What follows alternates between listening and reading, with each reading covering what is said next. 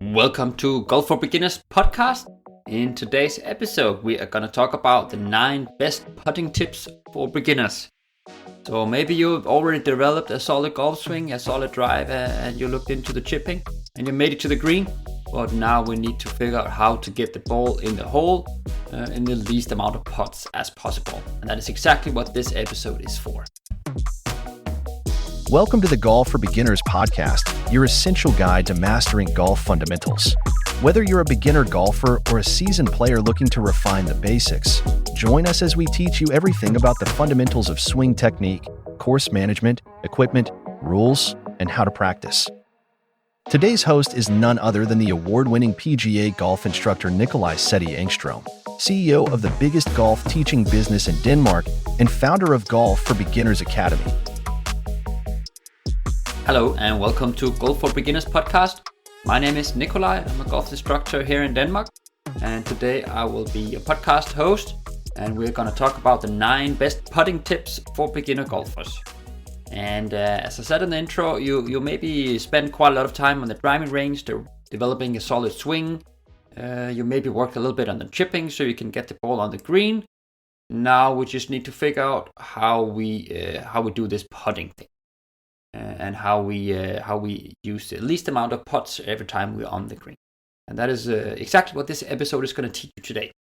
And I usually tell my beginner golfers, my beginner clients, that we have a pretty simple goal when we're on the green. And the goal is that we should be able to use no more than 2 putts every time we are on the green. And this doesn't really matter if you're 3 meters away or if you're 10 meters away or 15. We would like to use maximum 2 putts every time we're on the green. If you can get to a point where you can do that, well, then you are putting perfectly fine. Okay? You don't need to hold a lot of putts. And I think there's a big misconception especially for beginners of how difficult or how they think it's really, really easy to do the putting. But if you look at statistics, how many percentage the best players in the world they actually manage to make when they do the putting. It is quite crazy actually how difficult the putting is. If I just bring up a few numbers for you here. So the best players in the world in 2010, so PGA Tour players, the men in 2010, from 3 feet, they would make 95% of the putts. So that is pretty good. That's basically all of their putts from 3 feet. Then if we go to 6 feet, that percentage drops down to 65%. Okay, so we made it 3 feet further away and the percentage dropped with 30%. That is quite crazy. So from 6 feet, best players in the world, they will make around 65% of their putts. And when I say make, that means that they will actually put the ball in the hole in 1 putt from that distance. And they will do that. From 6 feet, they will do that 65% of the time.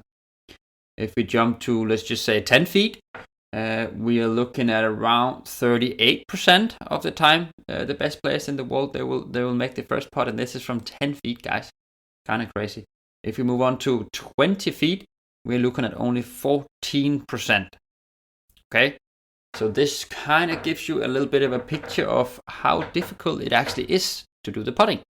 So many beginners, they think that they should be making 3-footers, 6-footers, 9-footers all the time. That is not the case. Putting is really, really difficult. And that's exactly why I'm going to give you 9 tips in order to improve your putting on your next round. So let's just dive straight into it. On the top of my list, I have something about grip and stance. And you need to be comfortable in your grip and in your stance. I see so many beginner golfers, they try and have a fully stretched, like fully straight back, and the arms are super straight and tight, and grip is like killing the grip of the putter completely. Guys, you don't have to be in any type of specific position. The most important thing is that you feel comfortable. So relax your shoulders, relax your arms, bend a little bit forward, let your arms hang freely down from your body. The grip should be super light, no pressure at all. So be in a relaxed position instead of trying to be in some crazy all tight position in the setup. That's not what we want. If you look at the best players in the world, they are all super relaxed. They're super comfortable in the way they set up to the golf ball when they're doing a putt. So that's definitely number 1. Then we want to look a little bit at how far away you position yourself from the golf ball. And a tip, like a general tip, would be that your eyes should be over the golf ball when we do the putting. This is very different from a chip or from a long shot or anything. That's why I mention it. But we kind of want your eyes to be over the golf ball when you do the setup. Okay, it's not 100% exact science, because you will see deviations from the best players in the world, and you can manipulate a little bit with this when you get to a better level. But as a beginner, it's a very good tip just to keep your eyes pretty much straight over the golf ball in the beginning. That would be tip number 2. Then we move on to the, instead of looking so much about the setup, now we move on to more about the swing. And again, we could dive into crazy details here, but we're going to keep it pretty basic. And I want your putting stroke to be a smooth pendulum-like motion. So the backswing and the forward swing, or the follow through, as we call it, should be around the same length. And we want the tempo to be super smooth and relaxed. We don't want any rushed movements or any quick movements. So just think about a really smooth pendulum motion when you swing the putter. And then that brings us on to number 4 on this list, and it's kind of related to the tip I just gave you about the smooth swing, because the 4th tip is that you need to become a master of distance control, and this should be what you spend most of the time on in the beginning, learning the putting. It should be distance control, distance control, distance control. I see so many beginners, they struggle with distance control. They hit the first putt too long, then the next putt too short, and then too long, and then they're back and forth a bunch of times, and well, then you're not able to do the maximum 2 putts every time you're on the green, as we talked about in the beginning of this podcast. So you need to work on distance control. Absolute most crucial thing to learn in the beginning. And how do you do that? Well, play some balls in all kind of different distances and see if you can manage to hit the ball close to the hole. And you do it both uphill, downhill, and on straight greens. And then you do that a bunch of hours, and then you will slowly develop a feel for how long you should do your backswing and forward swing in order to give it a certain distance. Remember that the speed of the greens are not always the same. They will change all the time. That's why it's even more difficult to become good at distance control, because when one day you think you have the right speed, but then the next day the greens run a different pace, and then you need to recalibrate again. But that's why you need to work on this for a lot of hours. If you move on to tip number 5, I'm going to talk about green reading. And if maybe you haven't even heard about it, but you have to read the green. And this sounds super weird. It's like reading a book, but you're just looking at grass and slopes, basically. So what you will do before you hit a putt is that you usually sit a few meters or yards behind the golf ball in a straight line to the hole. And then you would like bend down on your knees, and then you would actually look at the slope to see if the ball is going to slope one way or another way during the putt. And most of the time you will need to aim not at the hole, but somewhere to the right or to the left of the hole, because you have to think about the slopes. And reading a green is a skill that you need to practice.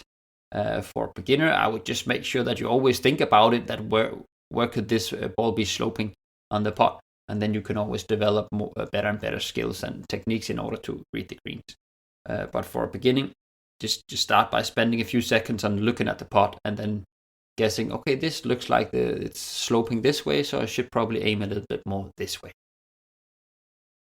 So that was tip number 5. Then we move on to tip number 6 for better putting for beginners. And we're going to talk about practice drills, or putting practice drills. And what is this? Well, it's games, and it's small tasks that you do when you're on the putting green.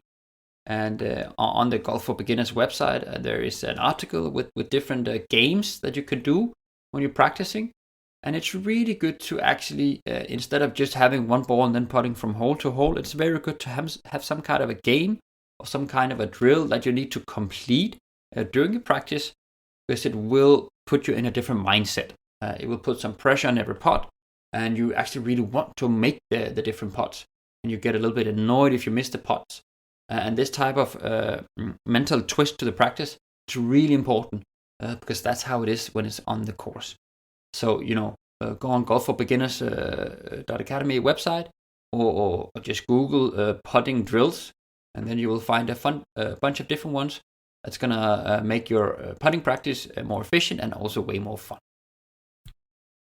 Then we move on to tip number 7, and it's actually about the choice of the putter choice, because you can get a lot of different putters with all kind of different designs. The shaft can be different lengths and different angles, and the putter club head can have different sizes, different colors with different lines and all kind of stuff. And it's a jungle to figure out what's the best for you. But it would be worth, going to a golf store where they have a bunch of different demo putters that you can try out and then see what feels nice for you. Because there can be quite a big difference from the weight and the design and all these things. And I'm pretty sure if you try 20 different ones, you're definitely going to find one where you say, wow, this feels so much easier to swing in a straight line or to swing in the little arc. It feels so much heavier in the head, so I can keep my tempo more smooth. Something like that. And that's why I think it's worth to experiment a little bit with different putters. And now I said that